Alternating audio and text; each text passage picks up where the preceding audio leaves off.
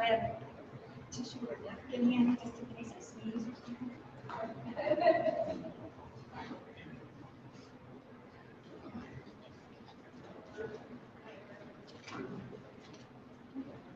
It's allergies.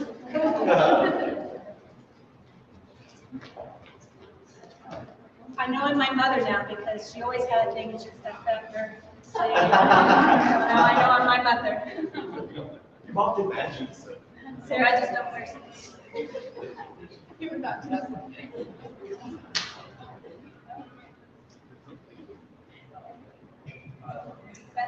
Good evening. My name is Sally Lopez. I am the chapter president of the Phoenix chapter of Young Catholic Professionals, which is the nation's largest and fastest growing organization of Catholic young professionals.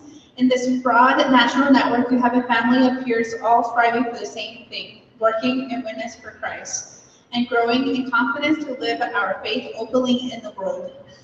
YCP's mission is to provide you and all young adults in their 20s and 30s with the belonging, support, and encouragement you need to live your faith in joy and confidence through your everyday work. If you know someone who could benefit from this community too, please invite them to our next event. In just a few minutes, our panelists will share with us a real-life example of being a witness for Christ through everyday work. I'd like to remind you that this event, the Executive Panel Discussion, is just one of the programs that YCP offers. There are many more, and you'll hear more about them a little later. I'm pleased to introduce you now to William Joyce, our Director of Membership. He will lead us now in prayer. Thank you, Sally.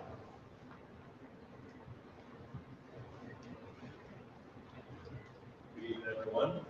I'm William Jost, Director of Membership, Vice President for YCP Phoenix. Let us begin this prayer as we do always by saying in the name of the Father, and of the Son, and of the Holy Spirit.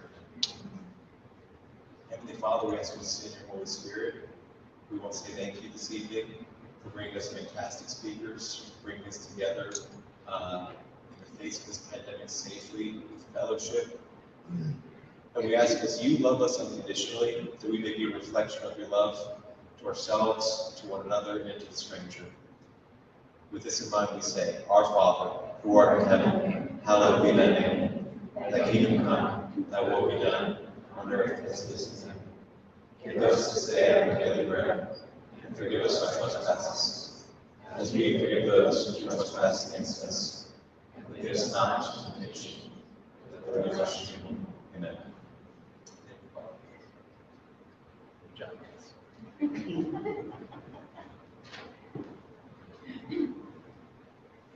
Thank you, William.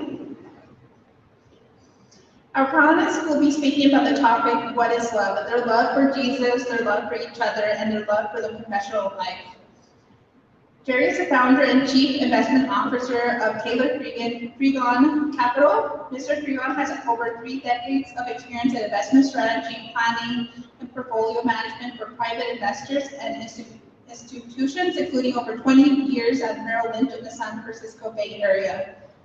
Karen is the principal and chief operating officer for the same company. She has over 25 years of experience in the finance and computer industries. She developed her skills working with various companies, including Oracle Corporation.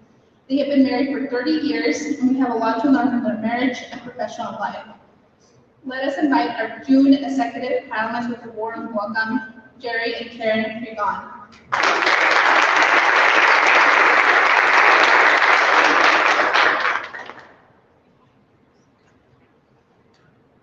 So this is a little bit different from our executive speaker series. This is a panelist where we'll ask them a few questions, they'll respond back, and then we'll also have a Q&A afterwards where you guys can come up and ask some questions too. So we're going to just start off with an introduction about you.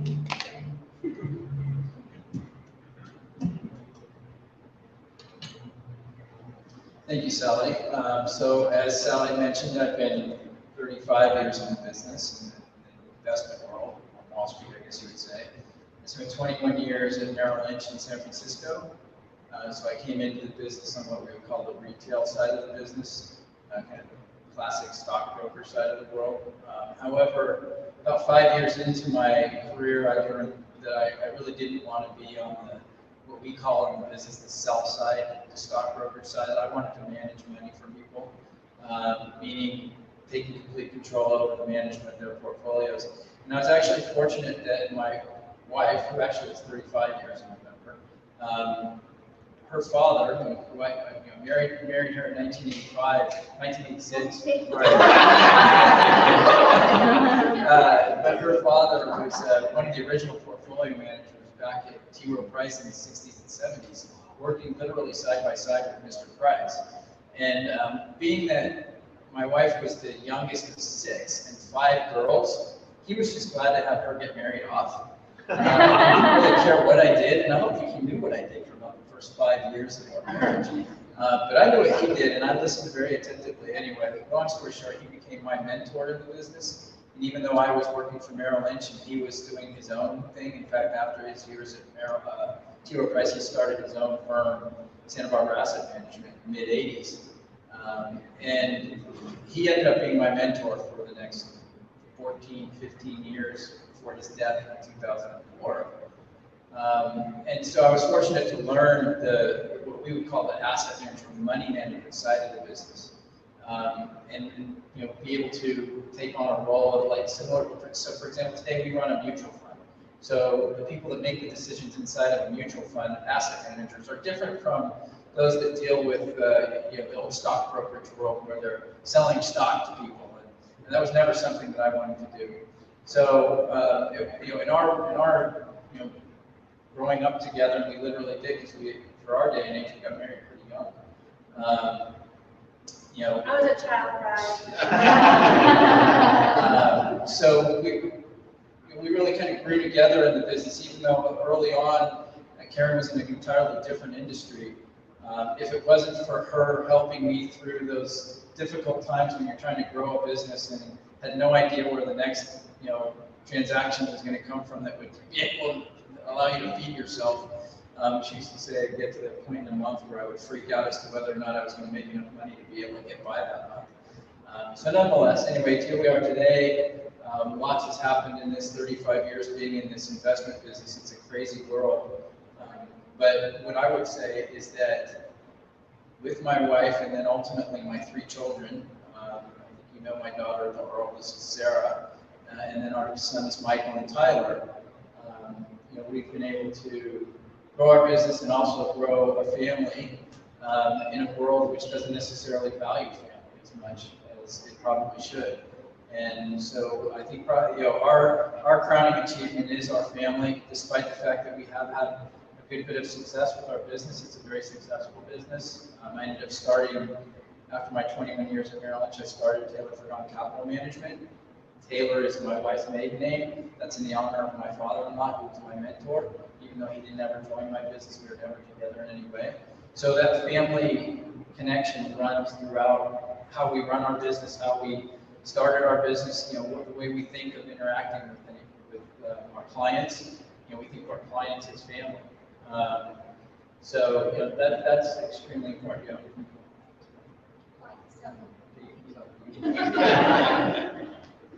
Well, one of the things you might have wanted to talk about is how you were raised, because I was raised in Annapolis, Maryland.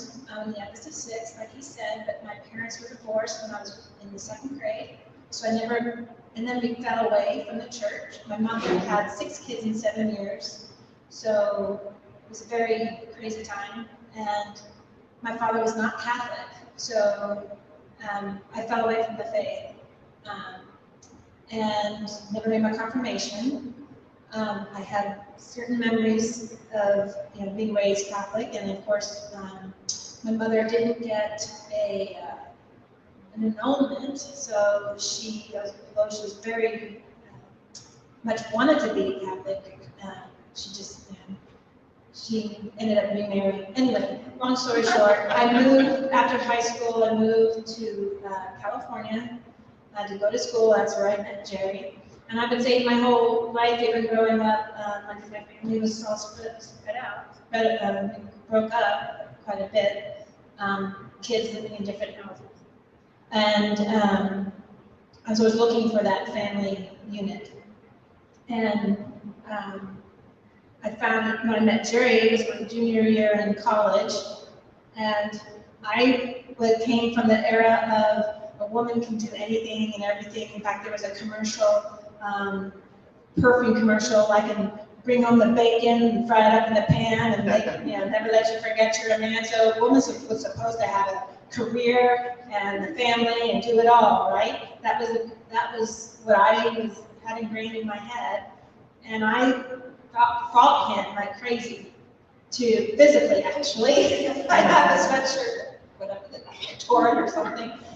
And because I thought I was supposed to be the career person and please my father. I thought my father wanted his children, particularly his daughters, to be taken care of. So he wanted to make sure we all got an education. And I thought I had to go to law school. I was going to go back east to go to law school, and he could not get in my way. So, but he put me down, and I ended up getting married right out of college, or I was just out of college. He's older than me, and I started in our separate careers, if you call it, but I never thought I would want to have so many kids. But I met his parents, especially before we got married. When I met his family, his parents, who are very devout Catholics. They have an incredible story of their own. Where he was raised, the church, how he was devoted to his church, and he started bringing me back to the church, and then had quite a great experience on a Palm Sunday after we'd gotten engaged that made me want to be Catholic again. So I had to go after we got married. His mother was my sponsor to be confirmed, and that's pretty much it. So yeah, that's the introduction of just us. And do you have another question up here? Yeah. So my first question is, what would you say men and women are called to be for others?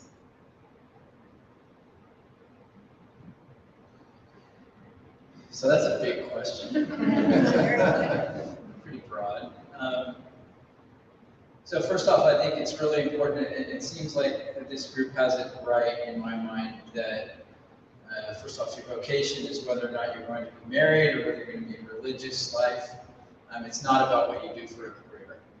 So I think, first getting that straight is really important to understand what priorities should be. I mentioned how important family was to us. And I would say it's really important to get across to y'all that we grew up in a period that was very different than where we are today. We were talking briefly with William about, I was born in 1962. Growing up in the 70s and 80s was a very, very difficult thing to do as a Catholic because there were so many changes and so many things going on. And I'll be honest with you, I fight the anger of how poorly catechized I was going through Catholic schools all my life. Okay, so I didn't have it as Karen paints this picture that I was this great Catholic and everything, and I wasn't. I mean, I was actually pretty weak at it. I worked very poorly at it. So I think the first thing you have to do, as far as what's important in working with others, is get yourself squared away. If you don't have your own priorities in order, if you don't have God and family, and then maybe distant third your career, you're not going to be able to be outwardly affecting other people. Then as far as other people and how you affect other people, the first thing has to be your family. It has to, and until you have children, it's your wife or your husband if you're a woman. And as you guys out there, the most important thing role that you have is to make sure that your family gets to heaven. So it's their souls that matter. It's not how much money you have. It's not how much you give them in the way of, fancy houses and fancy schools and what have you. And I will tell you a mistake that I made early on in my career is I was way too focused on the success, I think at the end of the day, I wanted that so I could be giving to my family what I wanted them, what I wanted them to have. But you know what? It was also pride, and it was also, being at the top of the ladder. I remember this is the 80s and 90s. I mean, it was all about, Wall Street rocking and rolling, and financial careers were at the top then. It was all about how much you could make. So I would tell you that today I wish I had done that a little bit differently and focused more on the things that were most important. But did finally, I think, get that right. And we were fortunate by the grace of God to have children that are all faithful Catholics today. And so as far as outward and what you can do for other people, it first has to start in your home. And then as long as, once you get that in order, and once that's moving in the right direction, then you can start, working down from there, if you will. And so the next people that are most important is who you're interacting with every day in business. Whether it be, in our case, because we have our own business, it's your employees, how you treat your employees, how you work with them, what it is that you give them in the way of knowledge and education that can advance their lives and their livelihoods so they can provide for their families. And then I'd say, the next thing after that is the community around you, as far as your faith community and even your, just in general, your community. As Christ tells us, it teaches us that we do have a responsibility to our fellow man. But I think sometimes it gets lost in the shuffle that there's a priority there. And that the first order needs to be your house, your own house, your own family. And if you don't have that in order, you're not going to get the rest of it right at all. So I think that's how I would answer that very loaded question. What was the question again? So how would you say men, women are called to be for others? And I think what you want to be is someone full of grace. You want to be able to offer grace. So, and people recognize that in you. You want to, when you're forgiving and when you're patient, then they'll want some of that. Why is she so happy, or why is he so calm? And that's one of the things I first want to say is be aware of what's around you and who's around you, and then be patient and offer grace to people. And if you can better give grace when you have done your, like he said, your homework in terms of asking God for the ability to love and to forgive and to offer grace to others. Because you're going to be in a workplace, there's going to be a lot of people annoying you, and it's not that important. Pick your battles. But I think what we're both saying is you have to be that example yourself, living your faith, and people will see that in you and want to know what's your formula, what's your secret.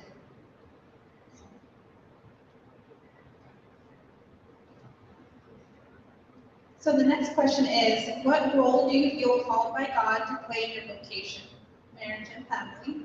Could you share advice to young men on how to serve in their vocation and to young women as their counterpart?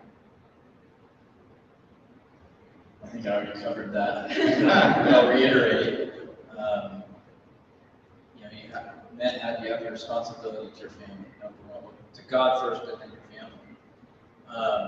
It amazes me how many, especially professional people that I've run into over the years, who think that they're doing the right thing by their family, but then you look around how much time they spend with them.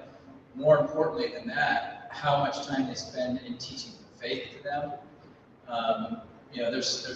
We were talking about this on the way down here. A lot of folks, and to some degree, we did this too. Dropping the kids off at catechism and let somebody else, manage, teaching them faith, or even worse, we didn't do this, but I've seen it. drop them off at catechism and you don't even take them to church on Sunday, I think that the responsibility of, especially men, I mean, men in our society today, men have been just denigrated to, they've been demoted to almost nothing. They've been emasculated. It's time for us to step up and say no to that and just say that's ridiculous. I have a God-given responsibility to step up, be a man, and being a man is making sure that your family is on the path to being true and good Catholics. I'm as biased as they're going to come. Now, it's easy to speak to a whole group of Catholics here, but I would say the same thing to a group of Protestants. Get a grip. You have to have that passion for the faith. And so, yeah, if it was from a man's perspective, it's stepping up and being the spiritual leader of your household. If you're not being the spiritual leader, don't leave it to your wife to be the spiritual leader of your household. You have to be the spiritual leader of your household. And if you're single, which probably a lot of you are, that's fine. It's your household right now. You better be a spiritual leader over yourself. A little bit connected with how he said about how society has changed, trying to make women stronger than men. And I guess I'm in a friendly audience because I might say things like, I'm more supportive. I look to my husband as the leader of my household. That doesn't mean that I let him walk all over me, in terms of, I will argue with him. It's better than, I want to be a lawyer. I mean, come on, I'm going to argue with him. But I look to his guidance and his wisdom, and I trust him. That's why I married him. So, and he's proven over and over and over again that I can trust him, and that I know that he'll take care of me. And I don't mean just financially. So even in the workplace, I have found that my role over the years, if I started as in the, it doesn't exist anymore, the savings and loans. It was a financial, kind of like a bank. I don't know what those were. I was in the analyst department. Anyway, I learned skills that made me realize that I was good at certain things, like particularly computers. I was one of the early learners of macros on Excel, and I just had that kind of natural inclination towards applications and stuff like that. So that's where I would I just followed where that took me and ended up being at Oracle. I had a stint with the San Francisco Giants for a while, but that was another.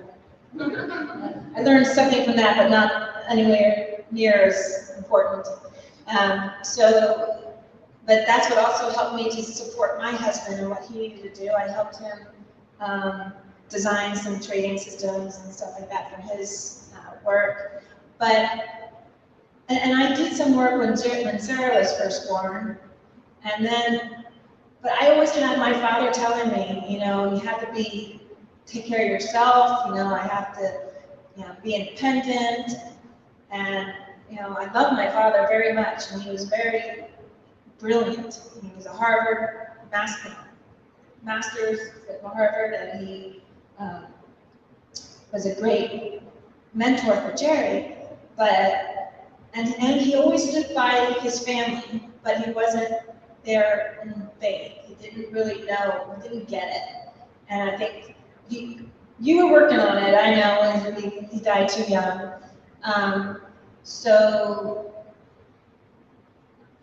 That was always that inner struggle with me. Do I do what my father tells me to do, or do I follow my heart really and just do what I need to do to support my family, and particularly my husband? And I never thought that I was going to be an at-home mom. I was always going to be, and my closest friends from high school, thought I was going to be the career path kind of person. I was very competitive. I had a track scholarship at school. I was a competitive one and tough and whatever. And I ended up being happiest when I was being loving and taken care of and supportive. And it's now even leading towards, talking about your love of your profession, or love of your work. Sometimes, I say, Gerry, I don't want to retire, and, I don't want to work anymore. There's that thing, yes, but I also miss being able to help nurture people and to make sure that my job as operations is to make sure everybody has what they need to do their jobs. And we, like you said before, have employees where we want to make sure that they can make a living to take care of their families. It's all about building a family. So, so women, you can still be a strong-willed woman, but you'd be a mother. It's such a grace, and it's such a gift to be a mother. And we have attacks on our family constantly from society telling you that it's not that important. It's first your career. But and even when you're, having to choose and make some choices between your children and your husband, say, you know what, you have to listen to your father. I'm going to stick with him. You don't want, it's always, he is the spiritual and he's the leader of the family. And it's the way God planned it. It's a hierarchy. And there's a reason for it. It works. So many times he's had to be so strong and make such tough decisions that I never would have been able to make. And I thank God every day that I have him to be able to say that, he was able to do that for us and his family. So.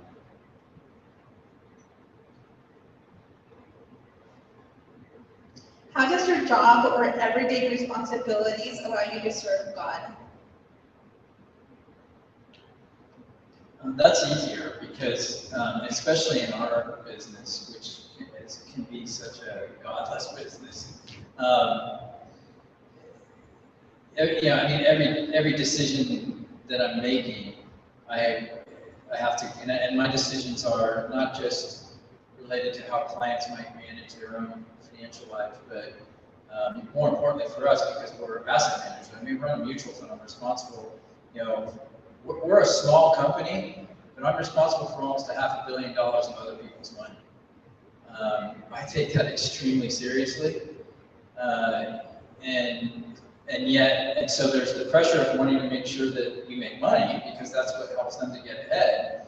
But I also have to do that in a way that's moral and is in line with our Catholic faith. And so I'm out looking for not just great companies managed by, we have a line in our firm, well-managed companies in front of fertile fields of future growth. It's a mouthful, say that 5 times in a row. And I don't have all Catholics in my company. And so sometimes I have to explain to them, for example, one of our companies that we came across a few years back and invested in, and we were invested for many years, and it was actually a great company. It was doing extremely well, and it was making a lot of money. And I found out that they were actually in the business of transporting. They did very, very cold storage transport. So when you're talking about like the biotechnology industry and things like that, what I learned that a very small portion of their business was transferring, for in vitro fertilization.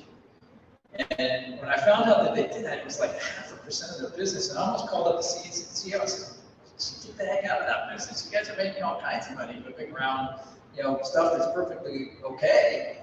But I had to go to my team and say, "You know what? That's not okay with me. We have to sell this company." And so, making those decisions every single day to make sure that what we're investing in is consistent with our Catholic faith. I do that quietly until the point where I find that I have to make a decision as the CEO and the CIO of the company. What I found is that really there's less. Fortunately, there are less of those decisions that I have to make. So I find that often the companies that we're investing in, we happen to be invested in areas that don't tend to have a lot of the serious moral questions that are out there, thank God. But that's one way for sure. And then it's also just in how you do business with people and being, always thinking in terms of is this the right thing to do? It's kind of like, what would Jesus do kind of thing. And if you're faced in the money business, you're every single day faced with decisions that you have to make. And I could probably tell them this, but it's really this, and I can do better. If I don't let them know that that's going on. I'm not going to get into the gory details, but you can imagine in the money business, there's all kinds of rooms for fudging. You just can't do that. You don't do that. And what I have found is there have been places where besides the specific example I just gave you, where we definitely could have made a ton of money had we done something that was, even if it was on the margins, and I said, no, we're not going to do it, but we could have made a ton of money. I will tell you that it's like, Jesus, when Jesus said, you give, you get back, and tenfold, or 7-fold, or whatever it is.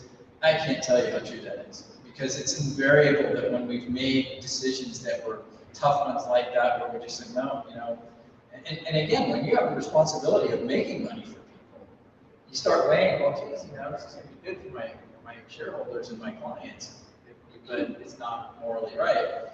Something ends up happening in the not too distant future from that ends up coming back on us in a big way, in a positive way, where we just, something else hit, significantly for us. And I'll give you an example. Last year, in the whole COVID mess, we had the best year we've ever had in our career in our portfolio.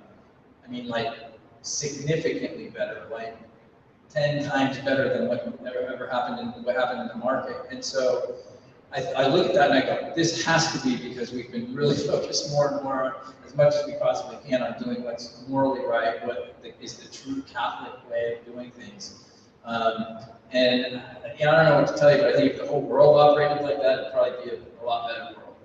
So that's the way I would answer that question. Is every day you're faced with those kinds of dilemmas, and you just have to know, you're just hard nosed. This is the way we're gonna operate. And, I think people respect that. There's not enough of that in the world, so I think the more you can portray and actually live that out, it ends up coming back to you in ways that you can't even imagine. I'll probably get this wrong as part of my morning prayers, that ends something like, ask and you shall receive, seek and you shall find, knock and the door shall be open to you.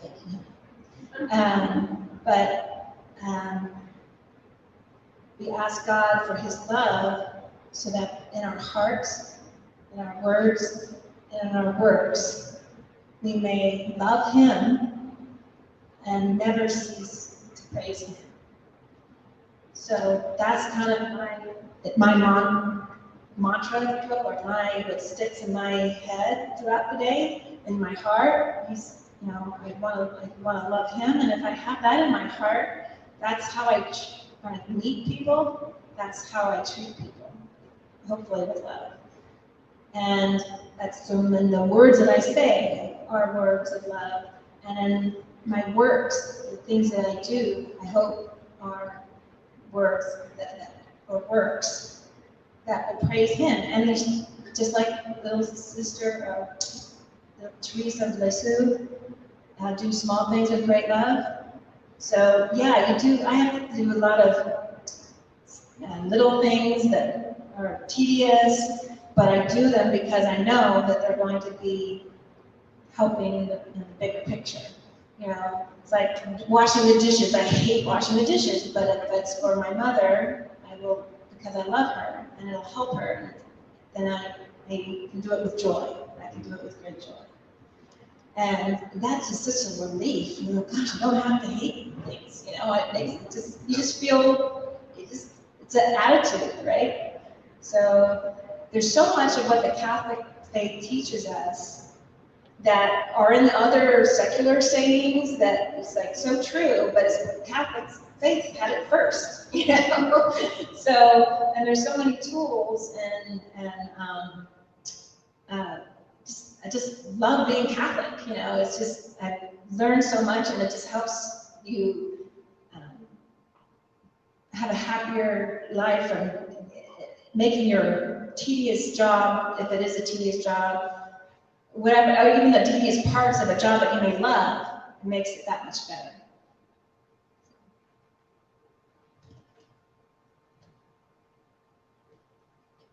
If you can give us three direct challenges for our group that we can do, something that you truly hope we can accomplish as a generation of Catholics who us as have tools to make a difference in the world. So 3 direct challenges that you would give to us.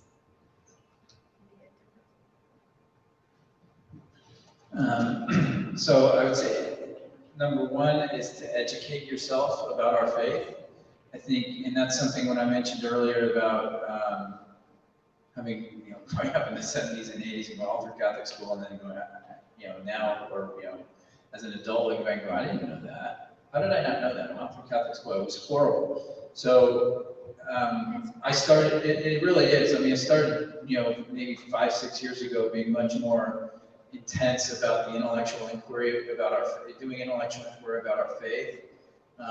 So reading like crazy, it should be a part of your everyday, activities to do some sort of reading, whether it be from the church fathers or, the Aquinas and the Augustines and, Ambrose and St. Gregory the Great and all these writings are just phenomenal. And again, I'm a real Catholic, so you're buying into this, I think. And I would say again the same thing to a bunch of Protestants. If you really would be intellectually honest and read the truth, you'd find out that you're wrong. And you're right. And I found that out, and I didn't even expect to. It's like the truth came barreling at me, and I was a believer in Catholicism, but I didn't know the tiny little. I knew a tiny little iota of it. And I do. Who's listening? Probably I'm on the internet. My God. But I will say that there's a member of the clergy here, so I'll be careful. But the church did a horrific job when I was growing up. I'm sorry, but they did just a horrific job. They failed me greatly in my generation. And the fact that, but I'm not going to just blame it all on them. I didn't do enough inquiry. So I think educating yourself every single day on our faith is extremely important. That's one. And there's so many resources now that we didn't have. The internet provides us so much. Yeah. Say the rosary every day. Does anybody say the rosary every day? Oh, a lot of you already. Okay, challenge, say it in Latin.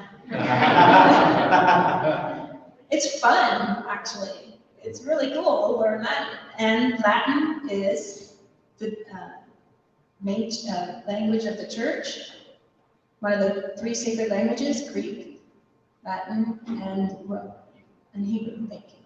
And the devil hates it. So I think one of the biggest things that our world is, the secular world especially, missing is that they don't believe in the spiritual, the supernatural.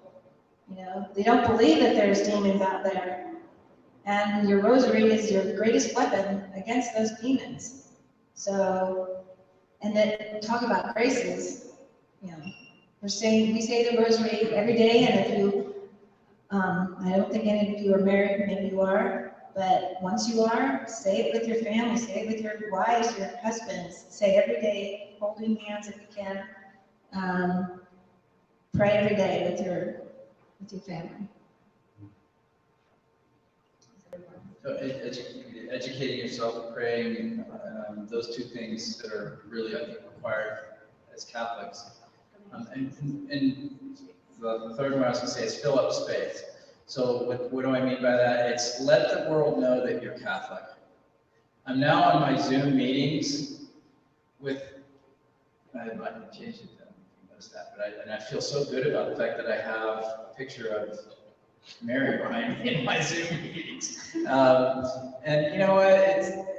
It's like if if you're out there in the world and people are seeing that you're okay with, letting them know that you're Catholic, that's what I mean by taking up space. It's like, having a crucifix up on your wall in your house. And I mean, I'm not saying you have to be in people's space all the time with, you're not being all obnoxious and trying to, convert everybody on the planet. But just leading by example and taking up space, putting, there's the St. Francis, everybody has a St. Francis statue, but how about a statue of our Blessed Mother is somewhere prominent? The Sacred Heart of Jesus picture on the wall. Like I said, I have an Immaculate Heart of Mary behind me, Lady of Fatima. Saying grace at lunch when you're in the cafeteria. Yeah, being perfectly willing to let the world know that you're saying grace. And it's interesting. It can have an effect. A year ago, I ruptured my Achilles tendon. It'll be a year in July. We were in Annapolis, Maryland, where Karen is from, and I ruptured my Achilles, and I was in so much pain. And I'm in the emergency room, and I was kind of losing it because you can go into shock. It's really painful. And I had my rosary on me, and I pulled it out, and the nurse that was helping me kind of looked at me sort of funny, and I go, you mind if I say my rosary? And she goes, well, if you think it can help. And I said, yeah, it will. And so I thought about that a lot. I thought, I wonder if that had any effect on her. She was kind of being sort of a smart aleck by saying, well, if you think it will help. She wasn't saying that, nicely, frankly. But, who knows? Maybe the fact that I was sitting here in excruciating pain and saying, I want to pull out my rosary. It's like, maybe that had an effect on her. So I think that's really important, actually. We Catholics tend to cower and be afraid to say we're Catholics. Well, I'm not going to do that anymore. I'm not going to do that. And I will say that for a good, first maybe 20 years of our marriage, 25 years of our marriage, I would probably be a lot more quiet about it. I wouldn't make a big fuss about being Catholic.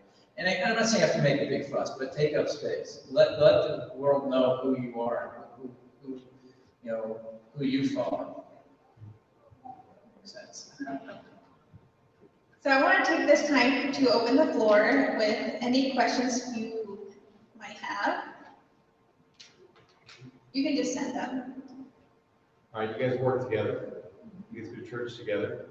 You guys raise a family together. Mm-hmm. How do you do it? Well, it didn't get worse than that.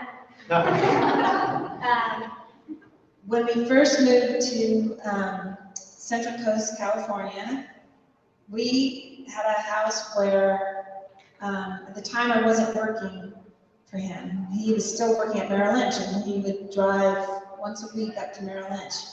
We homeschooled our kids, and he worked in the house, and we did a show jumping business together.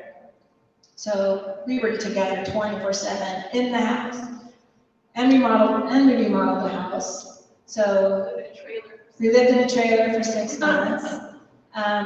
So grace, a lot of grace, and like I said, women, I'm sorry, I had to let him make a lot of the tough decisions, and he had to work, and I had my role of taking care of the babies. And I loved it. I missed it. That was the best part of my life. Homeschooling was one of the best decisions we ever made. And that's one of those things too about trying to make decisions that are good for your family. Sometimes you have to think outside the box. And when we chose to homeschool, that wasn't that popular. And I won't say that we chose to do it simply because of our faith, but it was because we didn't like what was going on with our kids and their schools, and what they weren't being taught, what they needed to be taught, and and your family needs to be the center of influence for your children. The society should not be the main influence for your children. So, and I think, I don't know, maybe Sarah could chime in, but I think they liked the homeschooling. They ended up going to high school. But anyway, how do we do the rest? We have our roles to play. Jerry's the leader of the company. He's the chief investment officer and truly the founder, and he brought me in, kicking and screaming for retirement. And I got little by little, I came in because I just did one job and then I took over another thing, and I took another thing, and I ended up taking over all the operations. So we needed to make, we had roles. He does what he does best, and I do what I do best. No, but I wanted to make sure you understood that I dragged her into the business after our kids were already gone. No, Not gone, but in school and taken care of, I mean, it wasn't like, we weren't pulling her away from that most important role of she was the homeschooling teacher. I mean, she'd say, you're the principal, I'm the teacher. Fortunately, I never really had to take on much of a role as a principal, but anyway. But I wanted to say, but they were already pretty self-sufficient when she came to work for me, or with me. It's not necessarily always easy, but on the other side of it, I couldn't imagine, especially with our small business, I couldn't imagine having anybody else doing the role that she's doing. And you have to think about it, this is kind of a modern phenomenon where a husband goes off to his job and a woman goes off to her job or whatever. It was centuries and thousands of years of families living together 24/7 on the farms, whatever. You get used to it, and you learn to get along better. Sometimes, especially when kids were when they're off at school, and then you get the worst of them at the end of the day because they're so tired and whatever. And he's like, okay, we don't have to deal with it. Or if you have, sisters, and, when you're forced to figure out how to get together, how to relate, you do it. And you want to be happy, and you make decisions to love. You make decisions to love. Maybe it's not so important that you're right on that decision, but it's more important that you have peace, and that and again, you don't give yourself away in terms of, your pride. I don't want to be prideful, that's not the right word. I'm not I never let as long as you're speaking with respect and share your decisions, then you're going to be fine. But ultimately, the tough decisions have to come down to him. She looked like someone who would let anybody roll over. Any other questions? I guess I have a question.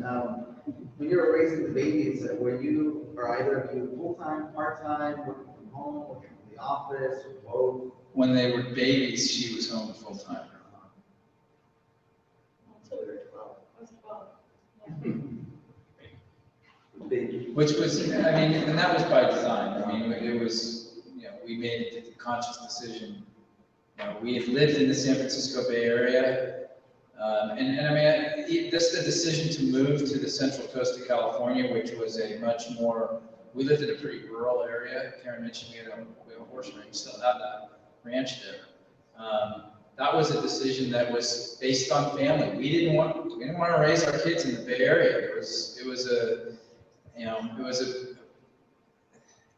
real keep up with the Joneses kind of place, and so we made the decision to, and it wasn't easy. I still had my office in San Francisco. We were 3.5 hours away, and I would drive up, leave at 3 o'clock in the morning to get in my office by 6:30 and come back home the same day. So I'd go up there one day a week. But that was so that I could have my kids being raised in an environment that was way more normal than, and that was, how many years ago? 21 years ago. And that was, and we thought the Bay Area was crazy then. Now it's just completely off the rocker. We defected from California 6 months ago, and even the Central Coast we had to get away from. So that's how crazy California has gotten. But it was definitely, the raising of the kids, we wanted to make sure we had a home, one of us home all the time. Especially up until they're 5 years old, 5 or 6 years old, until they're school age. I think it is critical that a mother is home with their children. And, talk about, the woman making sure that the husband does his share of changing the diapers and feeding him in the middle of the night. Well, he had to get up and go to work and be there at 6 in the morning. I'm not gonna make him get up in the middle of the night when I could, be home with the babies and then, take a nap when they're napping, or things like that. So again, it's deciding what you're best at. I'm the mother, and only the mother can be a mother. So again, I might get in trouble for that, but you have your roles to play, and you do your skills set based on that. So Doesn't mean Dad didn't change any diapers. it doesn't mean you didn't change diapers, right? I mean, but there's that critical time that just gave. I enjoyed it too. It was a joy. It was probably, like I said, the best part of my life. But then when we homeschooled, I learned so much. I loved it because I could read some of the great books, classics, and loved reading to them. And we did so much together. It's the best thing that we ever did. And thinking outside of the box too. Sometimes when you're forced with decisions like, say, in this woke society, especially right now, if you're in a position or at your job, or you're forced to, or your company's asking you to do something that's not in line with your morals and your faith, you might have a tough decision to make. Are you going to wear, a pride pin? They make you wear a pride pin, or make you make the cake, or those kinds of decisions. Sometimes you just have to decide, I can do something else. I can go find another job. And we've made those kind of decisions. We've had to make some really tough decisions based on what's better for our family. And yes, you can take a break I'm now a professional.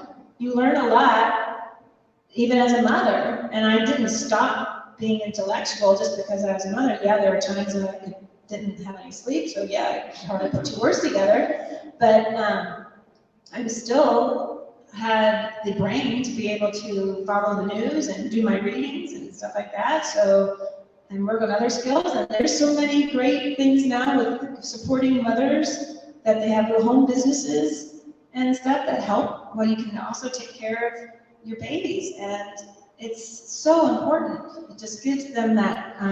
Everybody talks about the self-esteem and confidence of children. That's what gives it to them, is having that stability when they're so young.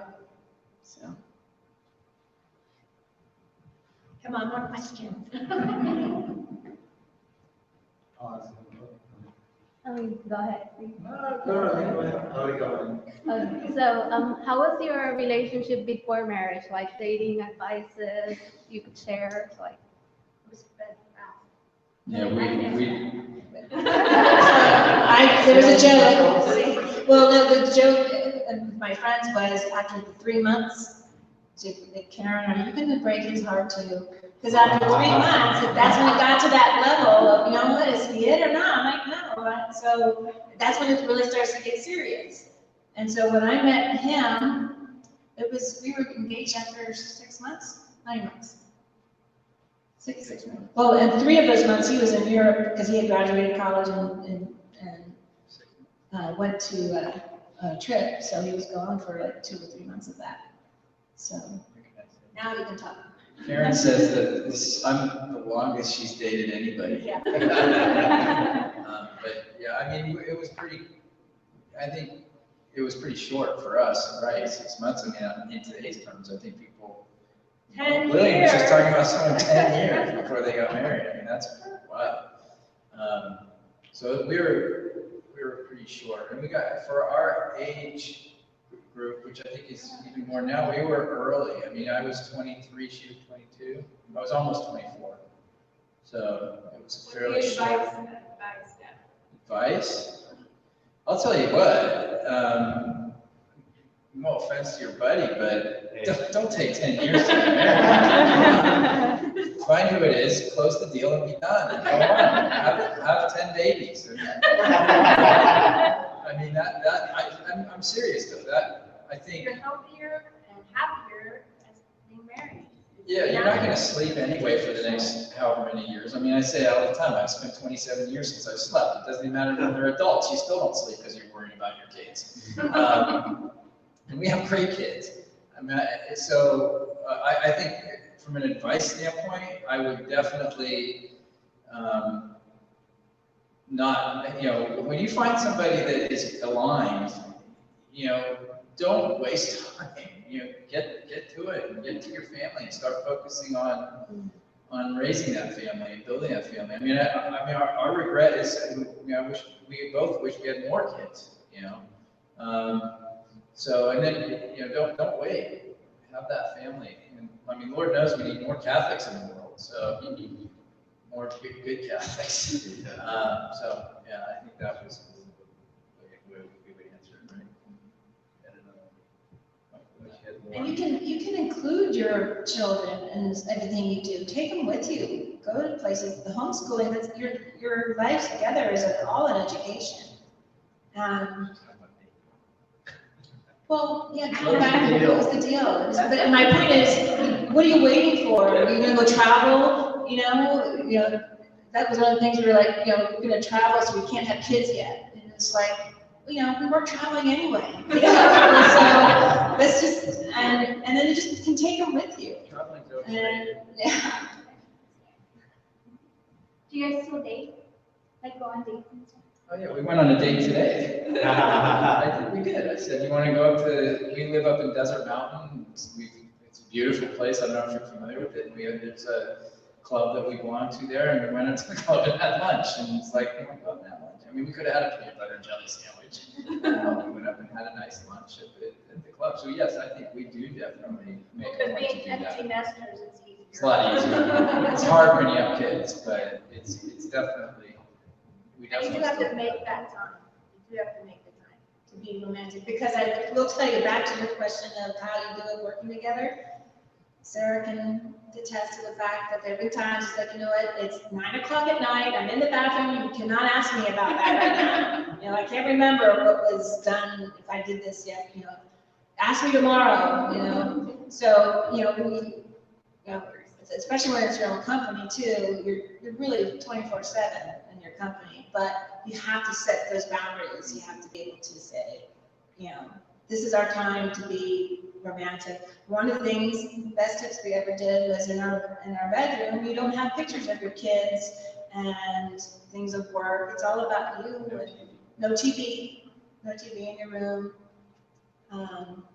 So, yeah.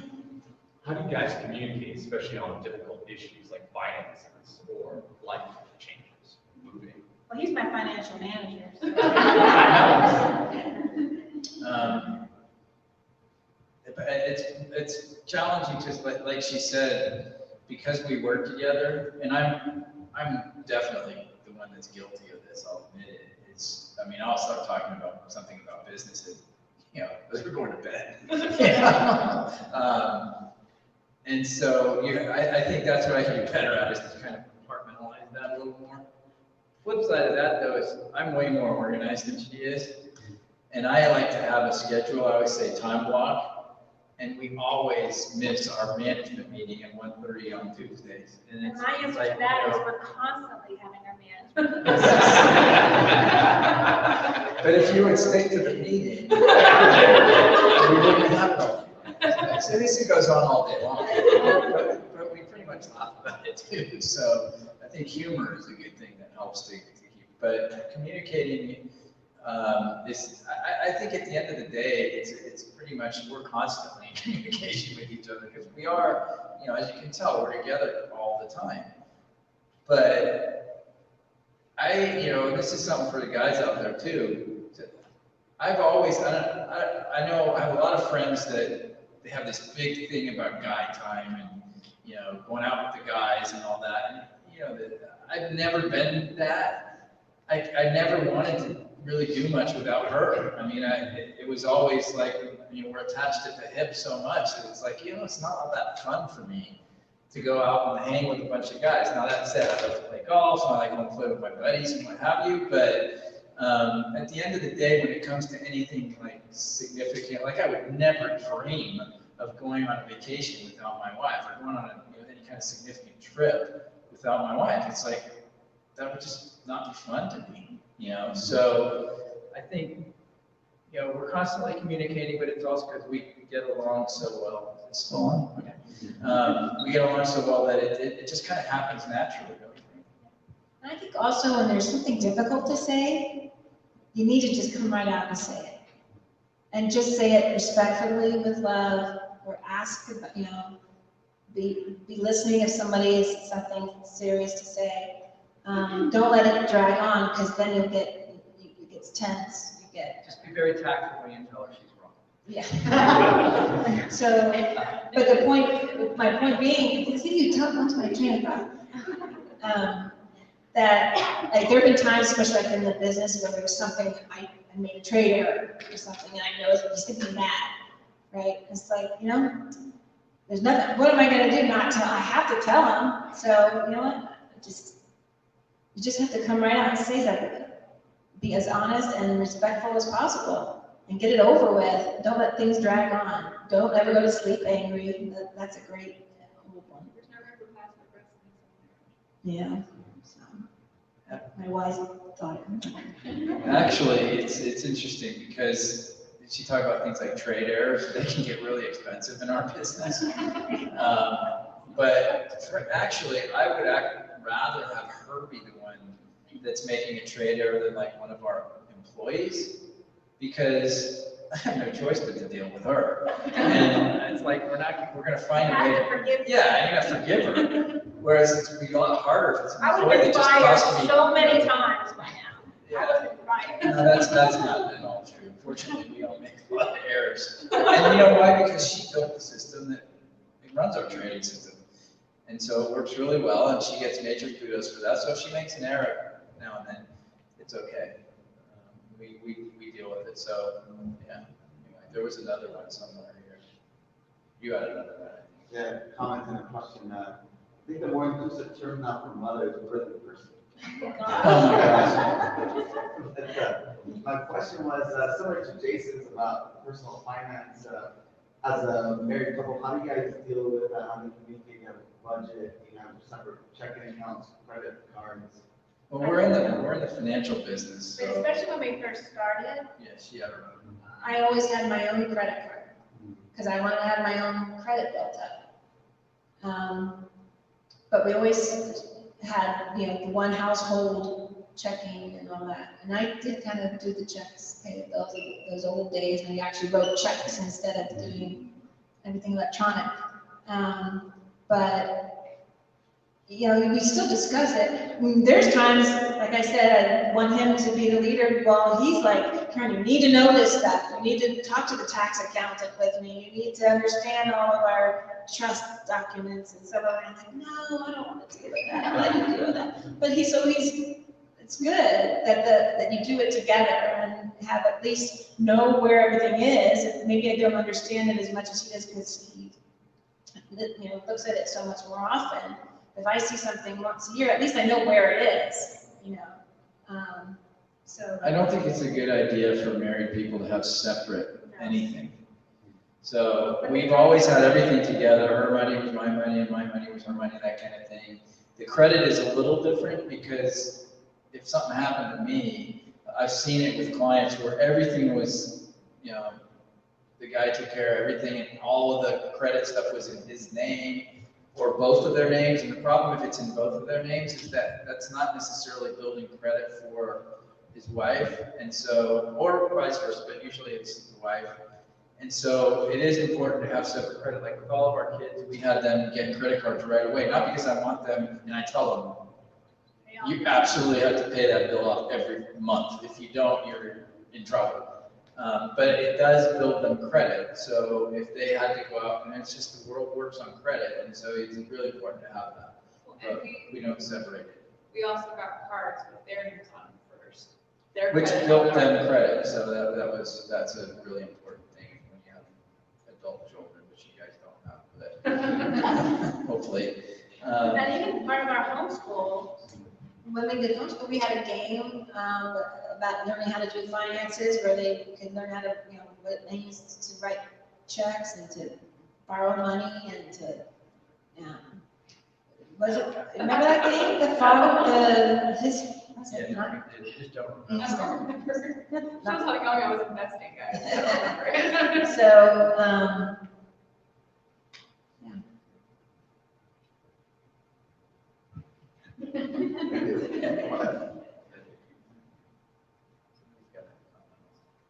I guess that one.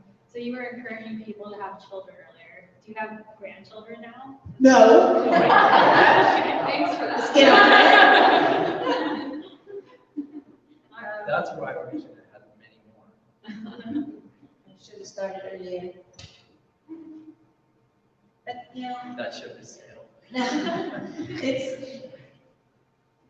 we're just blessed, so it'll happen when it happens. But my two sons, who, they're not even dating, nobody's dating. Is it hard for you guys to meet? It's interesting that they both are saying that it's hard for you to meet.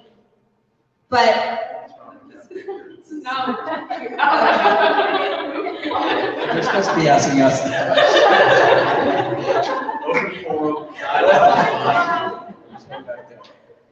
So what is the size of your guys' client base, and do you have to actively seek new clients, or do you get mostly referrals? So, I don't know how many actual clients we have, but we have almost $500 million under management. About 130 clients.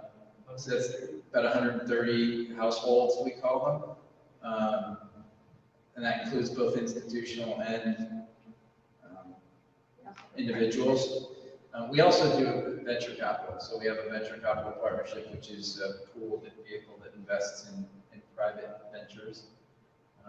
Most of those are most of the partners in our venture partnership are also our clients in our regular, we call it our day job. The venture capital part of it is maybe about 15% of our business. Yeah, they seem not to invest in I'm sorry. Not to invest in husband and wife businesses? Yeah. Well, you're not really investing. But You're not investing in our clients aren't investing in us. No. No. Well, we're not investing in mom and pops and venture capital either. We're buying into, institutional type companies. So I agree. Definitely as an investor, I would never invest in husband and wife businesses. But as far as running a business, we're investing other people's money in other businesses. They're not investing in us. And the other businesses that we invest in are either, like I said, we run a mutual fund, so that's all public companies. The bulk of our business is either our mutual fund or the same strategy that's in the mutual fund, only delivered to people as a separately managed account, where we actually put the public companies in their account for them at our discretion. And then the venture is the only thing that's private companies, but those are all still companies that we're expecting to take public, or get acquired or something like that. And we invest all over the world. In fact, we have a very significant component of our portfolio is in Israel. A lot of great technology companies in Israel. We do a lot of technology investing. one of the neat things about owning our own company has been, like we said, a family-run business, where we hired, and pretty much everyone we've hired, we've known. Like, my chief compliance officer has come up in our firm. She's been with us about over 8 years now. But I needed some help. I hired her as a data analyst. She was the mother of one of my son's classmates. They grew up together, and we just became close as families. And we know and trust them, so it was an easy hire. And it was always being open with, what, our friendship and is first and foremost. So if you ever have any problems, issues, just talk to me about it. Just be honest with me and let's just talk it out. So that's been working out great. And just about everybody we've hired we know them somehow, connected. In fact, one of them was a former client who retired but didn't really want to retire. So he came and worked with us. And then their children And our children have all come and worked with us or had a summer internship, and it's, been wonderful to see these families grow and blossom. So I work in finance as well, and one thing I kind of struggle with is sometimes I feel like I'm helping make like rich people richer, and I can kind of, I guess, yeah, and maybe I could use like some of my talents to actually directly serve the church. And so do you have any kind of like advice? Maybe did you ever go through something like that? Or do you have any advice for like people that are working in secular industries that they can kind of use their talents to actually directly serve the church? Or kind of like while they're also working in their industry? If that makes sense. Yeah, I mean, I understand what you're saying. I mean, I guess I could say I've thought about that, but there's a couple of ways I would answer that. The way we've solved that is we started our mutual fund, which frankly, the mutual fund is actually not necessarily the best way for us from a business to do what we do, because it's expensive to run. You're actually not seeing a lot of mutual funds being created these days. I mean, we're a traditional old, you wouldn't know this unless you're in the business, Sarah might know this, we're a 1940 Act mutual fund.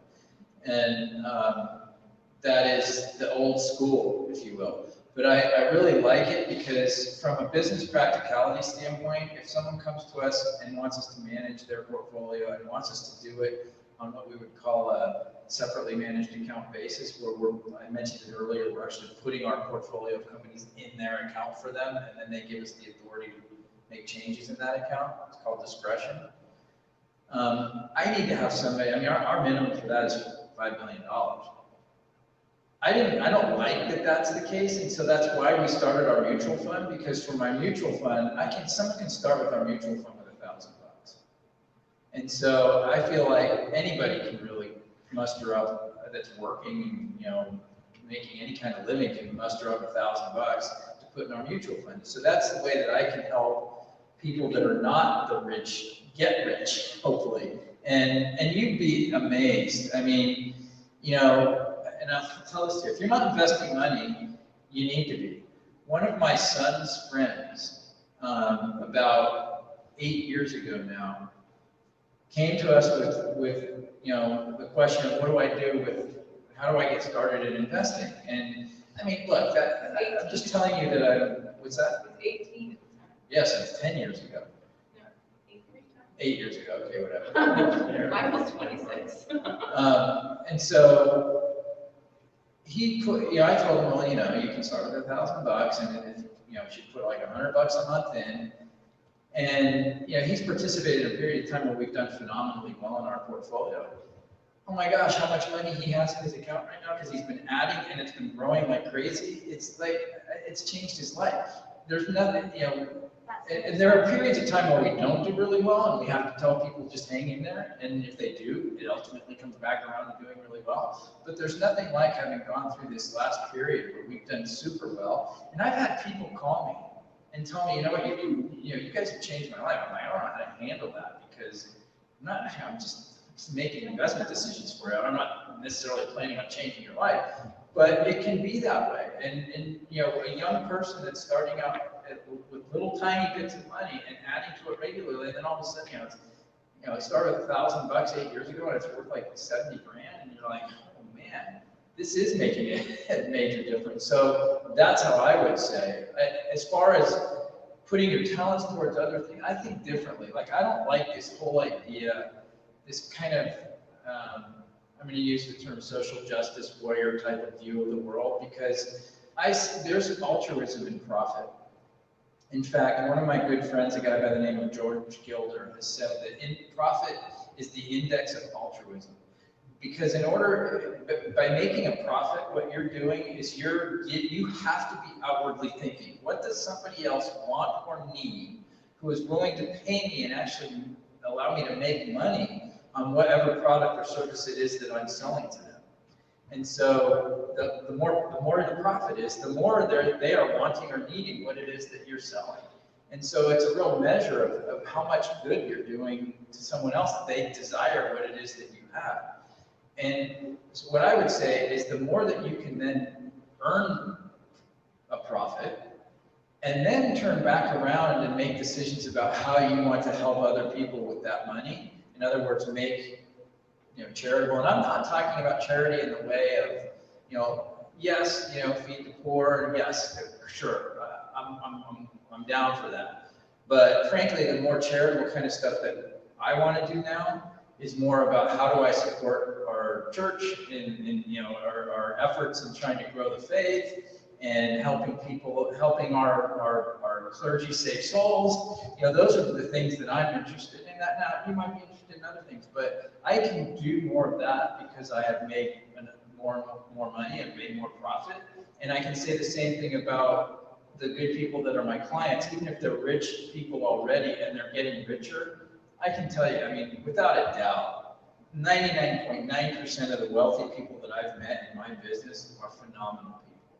They're not, I'll tell you right now, wealthy people get a bad rap. People think that they're, just greedy and all, most of these people work their tail off to get what they have. And I don't care even if they inherited it. I've met people who have inherited money that are just phenomenal people. They took a pool of wealth that their family passed to them, and then they made a bunch more out of it. And they put people to work, exactly. There's the worst thing I think is these super wealthy people that then go off and start becoming that social justice warrior that's telling everybody else how they should run their life. And they stopped innovating, and they stopped making that. They stopped measuring by the altruism index, which is profit.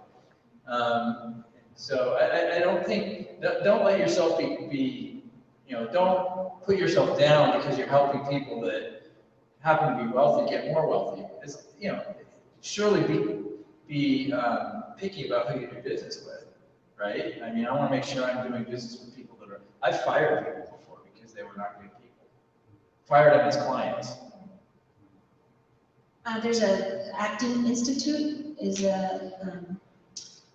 run by Father Sirico, and that's a very interesting website and organization that talks about how to have faith, morality, and entrepreneurship and capitalism, how that all comes together. George Gilder is also somebody you might want to Google. He's written best-selling world, he was the speechwriter for... Trying to convert him to Catholicism. Another one. You had mentioned before what our ministries are, and what money sometimes allows you to do then is buys you time to be able to do what you think is important. So one of our main ministries is the pro-life ministry. And especially as an executive in a community, you're asked to participate on boards of all kinds of things. So that's where you can choose what kinds of ways you can give back. And when I was being asked to be just about the symphony or the museums or whatever, I said, no, I want something that's important. Pro-life is the one that I feel affects everything else. So I think that's one thing that wealth will help you have more freedom to do those kind of things that are important to your faith. Well, thank you, Gerry and Karen, for your testimony tonight.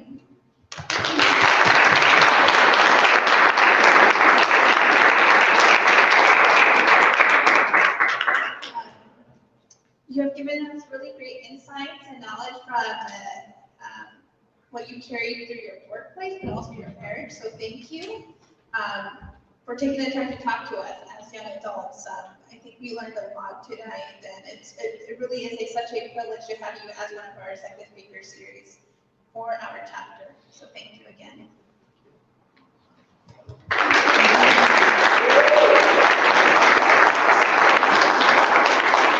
So I would like to invite our Assistant Director of Evangelization, Mar Bonilla, to close us up in prayer.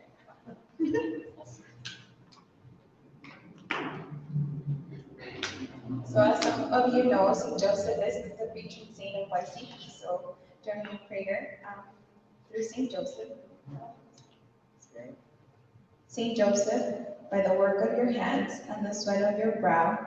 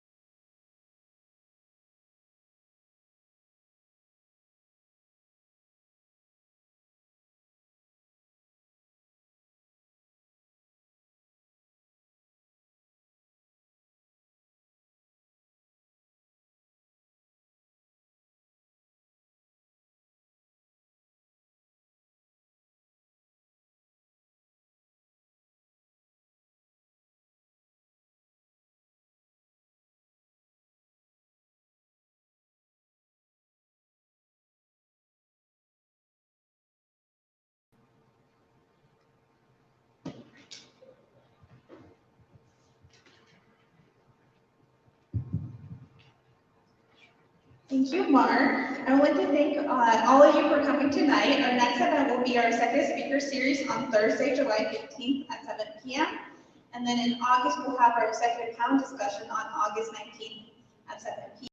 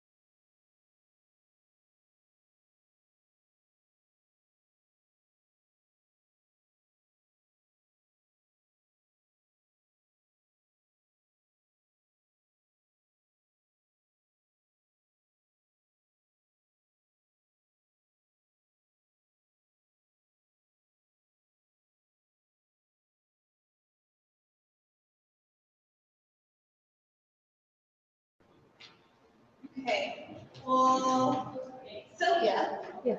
you want to pick two of our lucky winners?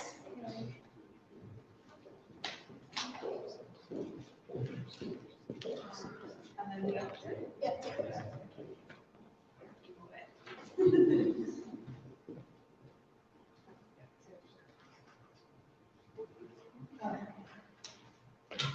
Okay, first lucky winner is Jaime.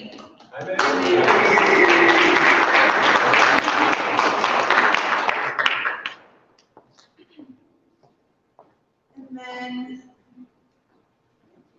Sarah with a Sarah W. Sarah W.